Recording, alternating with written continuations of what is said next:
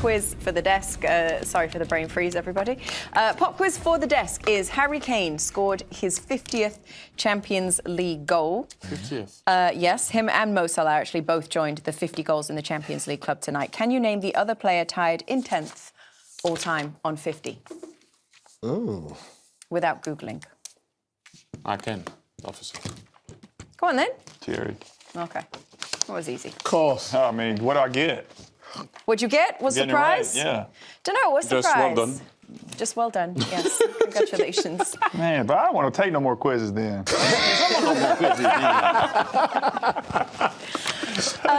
so we're also going to talk about Barcelona and Newcastle. This game was interesting and then it kind of went back and forth in the beginning, didn't it? But then at some point, Barcelona just began to pull away with it, ended up romping away with an aggregate score of 8-3, the final score. Thierry, do you want to set us up with the first goal?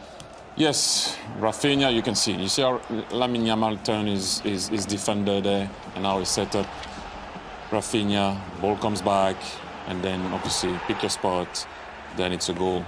But everything started once again with Lamine Yamal turning his player in the middle of the field, and then the celebration, the style, the look, everything was working. Credit to Newcastle. They didn't just sit back. They went for it. Got out to a great start, and Balanga here with the finish, tied it up. Yeah, really Again, good goal, that wasn't line. it? Oh, my gosh. We talked many times about that high line. Again, Newcastle exposed it. Really good finish by Balanga. He's been struggling in the Premier League, but gets his goal. And then Bernal. Look at that. Ooh. I mean, really well-worked set piece. Held the line, great ball in. And it looked like they worked on that in terms of... Yes. Yeah, definitely.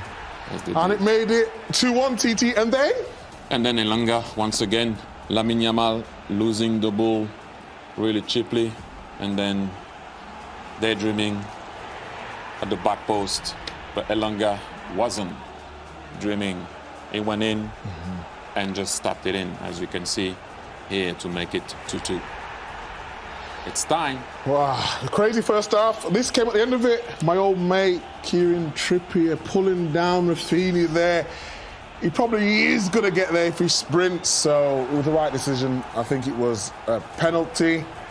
And you're just thinking, if Newcastle could have held on till half-time, maybe we could have had a different outcome. But Lamine the Dream steps up and he's cooking on gas again. And this team, this Barcelona team, when they cook cake, they really are cooking. And then Thierry, after that, it was just all Barcelona. I mean, this guy is so clever. Fermin Lopez, you saw it. He set up Rafinha before 1v1 with the keeper. I mean, at that particular moment, don't jump and try to play the guy offside. You should start to run. But anyway, when this type of situation is difficult, for the last defender, open your foot up and put it in the back of the net for a minute. That's exactly what he did. And the crazy thing is, before the game, Thierry said that Barcelona was going to get 5, and I kind of looked at him for a second, but he knows ball, and so does Lewandowski. Another Champions League goal, and he's not finished yet. I mean, He wanted to add another. Great job from Lamine Yamal, and what a finish. yeah, I mean, Does what he always does, puts the ball in the back of the net, but hats off to Lamine Yamal for creating the opportunity. Composure there at the end, you know, he looked like he was going to strike it before, and then he just waited to get the angle. Then put it home, and then, what a feed. At this point, Newcastle, zero confidence, started making mistakes, and then when you make a mistake, you get punished by this Barcelona side. Real good composure, and a great win for Barcelona, Kate. Oof. Yes, yes, yes. So Barcelona through to the quarterfinals. Just very quickly, Titi, can I just ask you a quick question? Because we've seen, just now the highlights of Barcelona. We saw the highlights of Bayern. You kind of end up with this group of strongest contenders, maybe including Arsenal as well from yesterday. Look, you have to pick your base, right? And you can see clearly what can happen and how the team that I'm going to mention are going to be champion. If you put Paris Saint-Germain aside, that are still the champion in Europe, and what they did to Chelsea, it looks like they're back to their best. But I call Barcelona the crazy gang. Because you watch them sometimes and you're like, okay, you see them playing away from home and you're like, oh, they're not so convincing. And then you see them at home and you're like, wow. It looks like a team that will, back in the days, like the dream team of Cruyff, we will outscore you. Then you play against Arsenal, and against Arsenal is like solid Arsenal. We're not going to give you anything rigid. That's the team that beat Bayern Munich, by the way. And then you have Bayern Munich, where you have a bit of the solidity of Arsenal and the flair, of Barcelona. So just pick your beast. This is how those guys can kill you. But sometimes your medicine can be a poison. Exactly. It depends on the dose that you inject in your body. Okay. Not as Ozempic.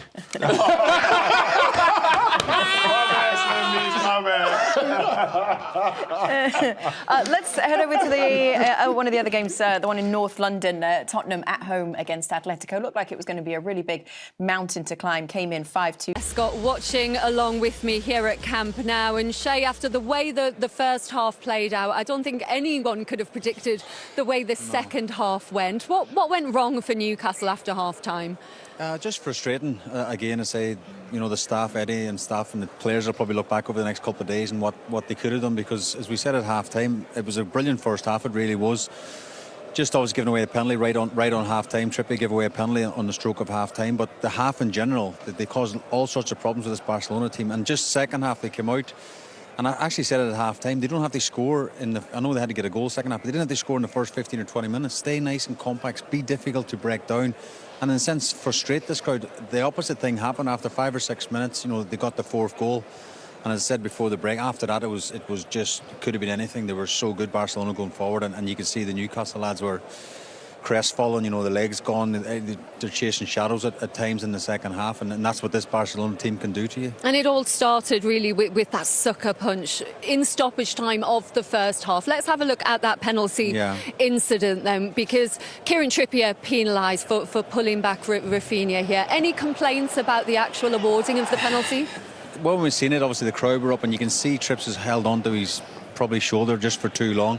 I'm just wondering if he can actually get the ball. I don't know, see whether the ball's going away from him. I'm not even sure if he's going to make it, but Trips at that stage thinks he's going to go and have a tap in, and I think it's probably the right decision in the cold light of day. And Yamal steps up. He went to the other side last week at St James's Park. He's changed his mind this week, and he's whipped that with a lot of pace. Aaron gets a little bit of a touch to it, but it's so powerful, it's in the back of the net. He's absolutely fuming with himself there, because he knows he came so close to saving that, Jolien. Shay will know better than me, but keepers tend to be more frustrated if they do get a touch and feel they probably could have got a bigger hand to it, but it wasn't to be. As I said, there was a lot of pace on the ball and ended up in the back of the net. Was Kieran lucky that he didn't get a red card rather than a yellow? I don't know. Could have made the second half even harder. Oh, definitely, would have made it a lot harder. I wouldn't say so. I think there's the thing regarding the double jeopardy in regards to giving away the foul, and you get the penalty rewarded for that. But he's probably just got caught on thinking, I don't want to be like every other fullback in the game so far, not being close to the winger as he's tapping into the net. But like Shay said, I don't know if he's getting it. But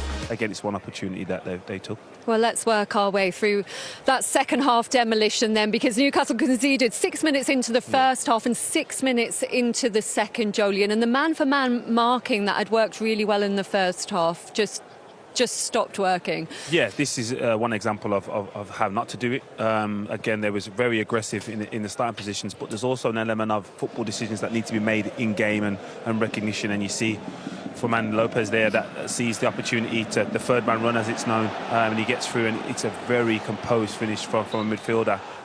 But this is the element that surprises me. You see everyone's recognises who their man is, where the man for man is there for them to press, and as it goes on and you see Lopez spinning, and all of a sudden Tonali and Dan Burn, there's no communication, and for me there, Dan Burn has to recognise that the ball can't go into Lewandowski, so can he take the runner? Then Chow recognises the man is behind Tonali, he takes a step forward, the pass is reversed into Rafinha, and then it's too late to recover, and all of a sudden you're in on goal, and when they get opportunities like that, they're not going to miss. Is it just a case of they couldn't keep it up? Well, that's the case, but it's a decision-making as well. You know, when to lock on. Julian made a good point where they're all man-for-man over the pitch, but the worrying thing for me is they're all man-for-man over the pitch, high up the pitch. Yeah. And Barcelona are so good, they can just, you know, you think you can get there. Chow thinks he can go the runner, and then he doesn't know to go to Rafinha. He's sort of stuck between a rock and a hard place. And them just, Lindsay, split-second decisions. And if you make the wrong ones, just play through. And again, I'm just really frustrated that goal came so soon in the second half, because you could see the players' reaction. They're all looking around going, it's a long way back from here now. And it was 5 minutes after that when it felt like game over, because Lewandowski scoring from a corner, his first goal of the night, Shay, and that really was the end of the game. Yeah, we mentioned the set play in the first half they conceded as well, and that's the frustration. Barcelona, as they've shown in that goal just before, are good enough to open you up, but just a straightforward corner into the back post, and Lewandowski out jumps Livramento, and it's in the back of the net. So that's a real frustration. You know, you come to the new camp, the last thing you want to do is concede 2 goals from set plays. You know, can Tino be better? Can maybe Aaron do something? I don't really think Aaron can comfort, to be honest. It's a great delivery, but just from a defensive point of view, it's very poor to concede 2 goals from set plays. His 108th Champions League goal, just 108. He's not bad, is he? and then he got his second of the night, Jolien. Just 5 minutes again after that, as it just went from bad to worse for Newcastle. Yeah, again, another example of trying to go man for man and getting caught half in positions, and then Dan Burn steps up slightly too late. Yamal exposes the space, and then Chow gets caught again. Should he go tight? Should he close the ball? He doesn't really stop the space, and then all of a sudden Lewandowski pulls off him, and then he's through. Just on that instant, as a former centre half, do you think Dan Burn should take his ground, or go in and make a foul, or what do you think you should do there better? You should never be on the move when the ball's being played. You're either in there to start or you're back. Right. If you find yourself moving towards the player as it's being played, it's always going to be difficult, and then you get caught like that. Mm-hmm. Yeah, the oldest player to score 2 in a Champions League game, Lewandowski, was always going to want to put in a better performance tonight than he did in that first leg at St James's, Shay. Yeah, but I think that quality always shines through, and I think when he's playing in a team like Barcelona, the players they have, from say Pedri and Co, we spoke about beforehand, they'll create so many chances, and again, this is just a really poor goal from a Newcastle point of view. They're planning to play out, and when you play out, you're spread across the back. Ramsey plays it across his own goal, and you know, you're just asking for trouble when you give it. It's an individual error. I think he might even slip over as he tries to pass it, but I'm not even sure if the ball's on to Malik Chow there. But again, the man of the match of the night, Rafinha, was absolutely brilliant all over the pitch, with and without the ball. I kept saying to Julian, how much running has this guy done? The way he pressed and the way he ran, and obviously took his goals brilliantly as well. Another one who looked determined to improve on it. His first leg performance. He got a hat-trick at the weekend against Sevilla, which set him up for tonight. The last English manager to concede 7 here, Jolien. Any ideas? Gary Neville. Correct. Way to go out. Yeah, tough way to go out. I thought really strange to try and sum that up, because first half I thought we were excellent, albeit probably throughout both halves we didn't defend the key moments well enough. Quite a few individual errors that's ultimately cost us. I think the second half we were nowhere near as good as we were as the first, and they deservedly go through. Because on the cusp of that penalty moment, you're right in it, aren't you? And then it seems strange that it got away from you so quickly. Yeah, I think psychologically that was a tough one for the lads. Right on half-time, again, last kick of the game, very similar to what happened at the end of the game in the first leg. And then they score quite quickly after half-time, and yeah, psychologically we didn't seem to recover from that moment. Second half was tough. Any complaints about the pen? I don't know, I'd need to see it again in a sort of more controlled state without the emotion before sort of giving an opinion on it. I think, yeah, I need to see it again. They pull you around, don't they? I know you've talked about the individual errors, and that's hard from the touchline, I'm sure, but they do create this interchange and movement that's very hard to play against. Yeah, it's hard to play against, but I thought first half we controlled that relatively well. I thought we had a lot of high regains, a lot of counter-attack opportunities for us, a lot of really good play. I thought it was a great representation of how we play in that first period. But the first goal, I think 2 players slipped. The second goal was a set play, so in amongst all that good play, we've given them 2 goals, really. So I think they're the key moments in the game. And you're having to manage, I think, fitness, yellow cards, what Tonali's situation is. What can you tell us about that yet? Yeah, Sandro, of course, had a bit of illness coming into the game. I think he was beginning to fatigue. I think he feels something in and around his groin area, so that could be a problem for us.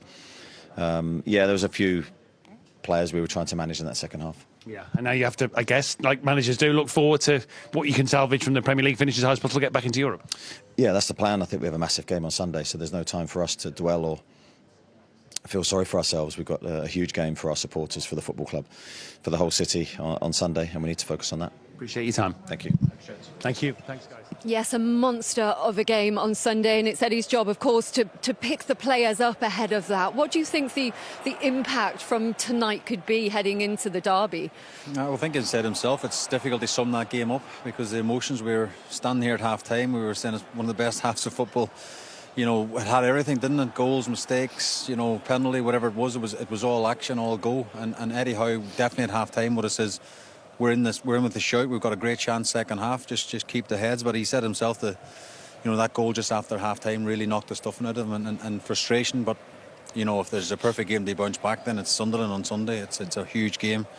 You know, the derby early part of the season, they didn't perform at all over Sunderland. So They simply have to. Well, they have to. But we said that before. Sometimes you can build the game up too much. You know, they have to clear their heads now, get this out of the system. It's a heavy scoreline, heavy defeat. You know, as he said, there's quite a few mistakes in the goals as well, so frustration as well. Let's go back to the very beginning then, because he spoke about the goals Newcastle gave away. That first goal for Barcelona for Rafinha, unfortunately for Newcastle, came from a couple of slips in the build-up. Yeah, you could look at it that way, but again, they force these errors by creating opportunities to break the pass. Like Yamal has made Chow slip from his turn and his technique, so you could say he's just slipped, but the ability that Yamal shows there has forced that. Again, the movement from Rafinha, it's small, but it's very unique and efficient, and he's made Lewis Hall adjust his foot position, and he hasn't been able to as fast as Rafinha. So, yeah, they are, on the eye, they look like slips, but again, they got back into the game, so he's got to take a lot of positives from scoring. Exploiting that space down the left that we knew would potentially be there for them. And I think that was the change in how Newcastle attacked. I think Barca recognised it.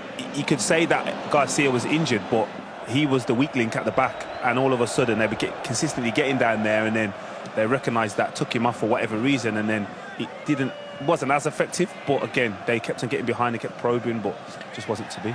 A first Champions League goal for Elanga, a first Champions League goal for 18-year-old Marc Bernal from a free kick as well, and again Shea a poor one to give away. Yeah, I mean, as say, Barcelona can open you up and pull you apart, but this is basic defending, you know. He's free as a bird in the box. You can see Dan Burns' reaction. I think he just dropped Dan actually before the rest of him. Had he stayed up, he might have been offside, but it's just frustrating, you know, when you give away a goal like that at the new camp. You just know it can be defended better, and it wasn't to be. But again, you know, Julian mentioned Barcelona, one of the favourites to win the Champions League. Probably this is their Achilles heel, isn't it, Lindsay? You know, we talked about the high line for the first goal, not as high here, but Newcastle are very incisive. Obviously, Harvey Barnes with a brilliant ball, Lewis Hall, the left back in the box, but Anthony Elanga, you know, 2 goals at the new camp. This could be his lift-off night for him, you know, because that'll do him a world of good. He's confident, you know, going into the derby at the weekend. 2 goals here is special. But from a Barcelona point of view, defensively, there's a few question marks there still. Win for Tottenham, but obviously not enough. And this is how your draw is looking now. Barcelona will face Atletico in the quarterfinals. Sporting will face Arsenal. Real Madrid have got a big clash against Bayern Munich, and PSG will face off with Liverpool. We've lost a lot of English sides in this draw so far. So let's go through it. We've also conceded 68 goals, which is the most we've ever seen in a round of 16 since it all started in 03-04 in this format in the Champions League. Mostly all of those have been conceded by English teams, guys. Yeah, it's not a good start. It's not good reading, but there's some mouth-watering sides to look forward to on the board, especially on the left-hand side. PSG, Liverpool, Real Madrid, Bayern. What do you think? Yeah, it was quite a chastening time for the English. Particularly last week, and I thought they were off it. I thought they looked a lot tired last week, but some of them have bounced back this week. But it's no surprise. Look at that side on the left-hand side, as Stephen said. Yeah. The big hitters are in the important rounds at the end of the season, always, aren't they? And then you throw in the other side, Barca, Atletico, even Sporting, particularly Arsenal, yes, of course, because they got to the semis last year. There's no real surprises actually that have come out of it, have they? The fact Sporting are there, they were probably the one that would jump out of that side of the group, but the big boys are all still in the last 8. Bayern Munich, by the way, cruised through 10-2 against Atalanta. 10-2, is it? Not home time yet. It was 1/4-2. I thought you said 10-2. Harry Kane got a brace actually in that game. He's now on 47 goals for the season. And he's he's missed the last few weeks, hasn't he? Nicholas Jackson's been playing while he's been out and resting and on the bench, but he's giving other people a chance to score. Just ruthless, isn't he, Harry? Absolutely. It's that stage of the competition, where the big hitters, the big players, the big teams, they start flexing the muscles, and if you're not at it, you can get score lines like that where they run away with it. I mean, look at Barcelona's goals tonight. Yamil Yamal's assist there. I mean, wow. Wow. By the way, how do you think that tie is going to go, Real Madrid against Bayern Munich?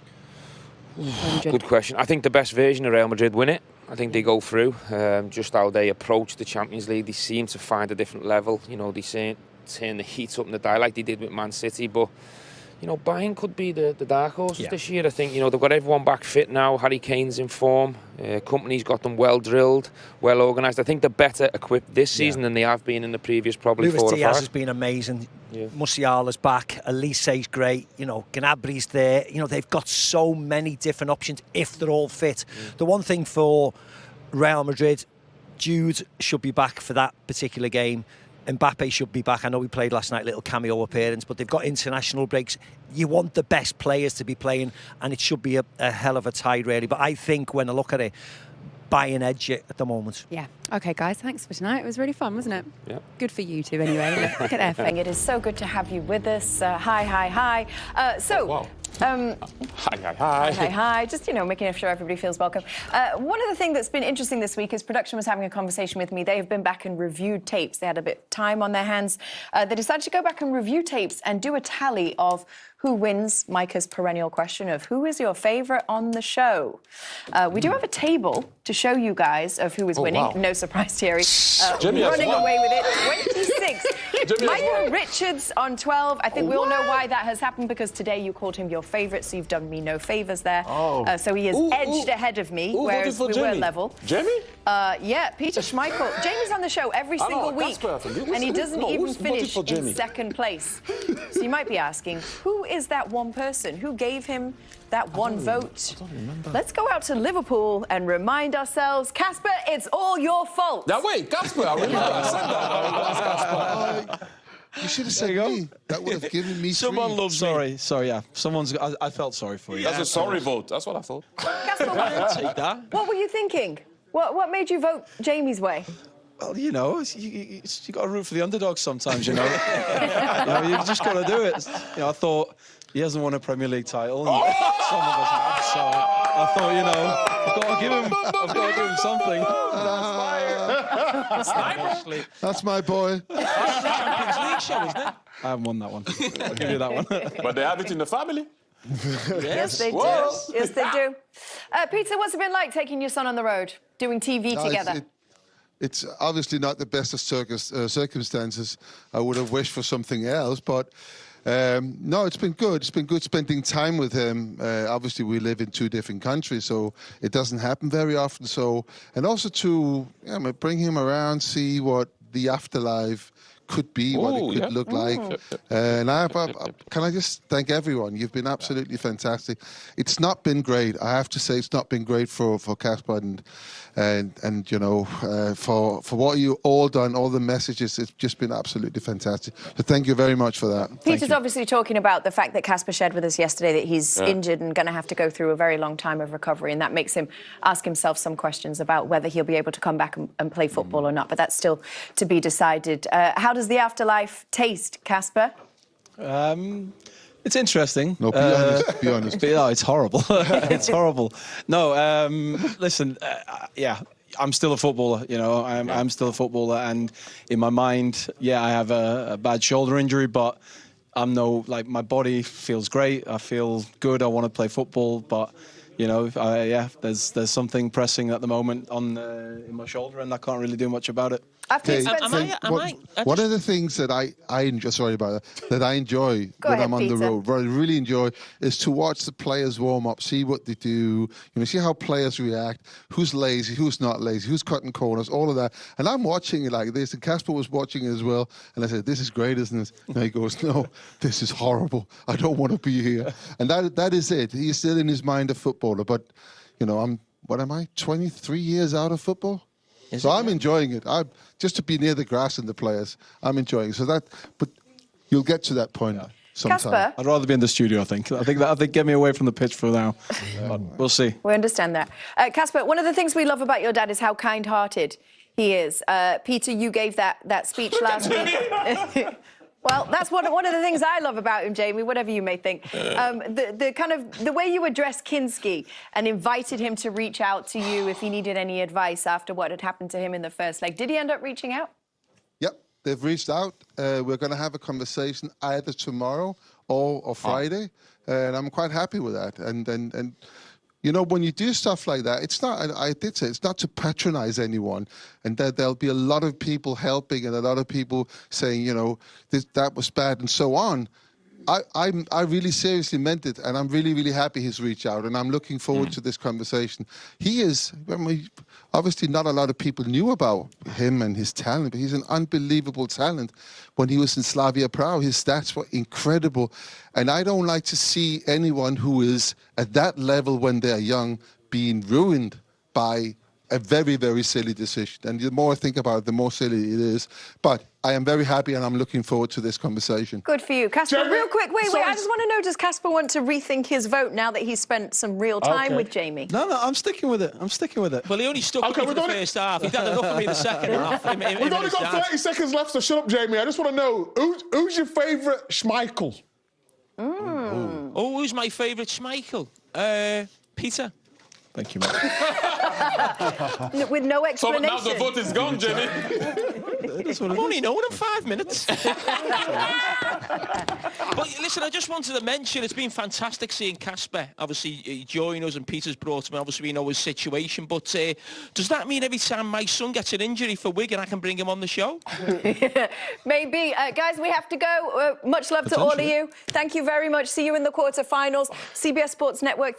You fall in love with your family, Clint. I appreciate that. But I also want to give a shout out to the people behind the camera. You have Alex, you have John Roche, Luca, Christian, Anthony. Get to the real boss. Come on.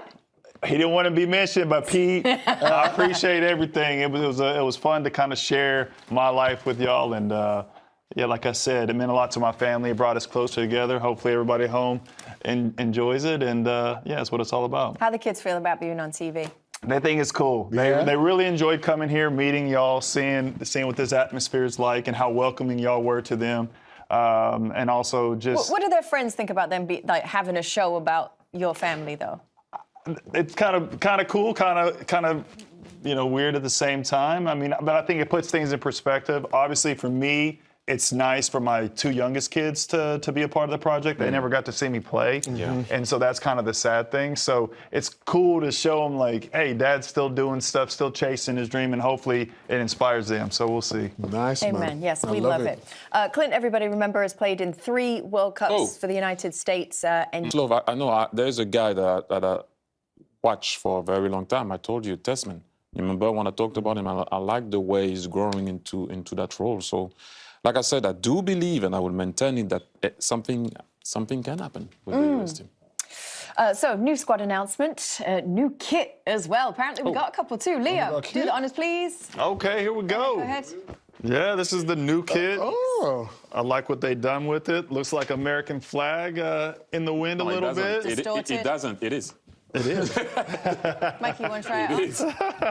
Hey. Mikey, you want to wear it? Yeah, I'll put it on. Go ahead, of course you will. You can now. Oh, it's easy now. Come on, buddy love. Whilst you guys pull it on, why don't we take a look at the kits you've worn in the past at your World Cups, Clint? 3 World Cups played. Yeah, I mean, those are great kits. Different. You know why they're so great? Which one is your favorite? All of them, because guess what happened in those kits? You scored. Yes, sir. Now, my favorite from those 3 is the Bomb Pop. 2014, just like that jersey, we played well in it. You know, it's when I rocked the captain armband, so little sentimental value there. Oh, I like a little bit of sentimental value there, nice but yeah, those. Who wears it better though? Nah. Hey, you look kind of nice, man. Slim mix. Damn. Okay. Hey, You don't want to wear the jersey? Hey, Y'all didn't get one? you don't know where I'm from, dog. Hey, you from Sorry, China guys. time? I only wear the CPT. French national team shirt. Guys, we're going to go to a break. We'll be back in just a second. We've got more for you still. Stay with us. Thank you for sharing that moment with us. Yeah, no problem. I wanted to shout out the team for all the hard work that they did. Tim, Fuma, Zach, Connor, Anthony, Roush, Luca, Christian, last but not least, Alex. Thank y'all for everything, my family for being a part of it. And yeah, y'all Big for Pete being... Radovich, you always forget Yeah, him. he always says he don't want to be mentioned. Yeah, he does want to be mentioned. Pete, you're my man, man blue. But no, and y'all especially, being patient, gassing me up, making me feel good about it. So thank y'all. Yeah, we're very excited for you. Appreciate y'all. Deserve it. I was serious when I said Mike has never been happier. It's been like one of the best nights we've ever had in the He studio. knows what's So we're up. so Hey, you know happy. what they say, real recognize real. Look how much so. we've all enjoyed ourselves tonight. We're all, you know, what a team. Look at this love. Special moment. Look, Merlin. hugs. Micah nearly cried in the very first segment. Thierry had him in his feelings. What a night. Wow. Well, is this the new dream team? You know what's different tonight, don't you? Yes. No Jamie. You guys. He's always stirring the I'm just pot. saying. Would you like to be Everyone a had- more what we regular had? We had member of the emotion. cast? Do you have time? I Are you love available? coming over here, so anytime y'all hit me up, I'll be here. Just put the Batman signal in the sky and I'll show up. Do you really mean that, though? Because No, honestly, I really do enjoy coming over here. It's great to see y'all, work with y'all. I feel like I learn something new every time I come here. I learn a lot of how y'all, describe the different plays, what to look for, how you watch the game, and it ultimately makes me a better analyst. So thank y'all. You complained about the hotel you were put in last time you came. Well, then I started asking you some questions, and you started complaining. You said you got food poisoning. I did get food poisoning. Ask anybody who was here last week. I had food poisoning. Well, before we go, I'd just like to say thank you for the kind words, Thierry. Honestly, I was taken back, shall I say. I was moved. It got me a little bit emotional, so thank you. You're a top man. Thank you. Appreciate it. There was a couple of moments when you nearly went. I know. One was when you started talking about your friend. Yeah. Just before you said Yeah. I had a friend. Oh, yes. And then TT had to reel him back in and be serious and really express his TT knows how to feelings. break through the veneer, the facade. Yeah, he gets through. Yeah. So your You see me quivering. Everybody, we're looking forward to these quarterfinals. We will see you in a couple of weeks. Thank you so much for joining us. We'll miss you.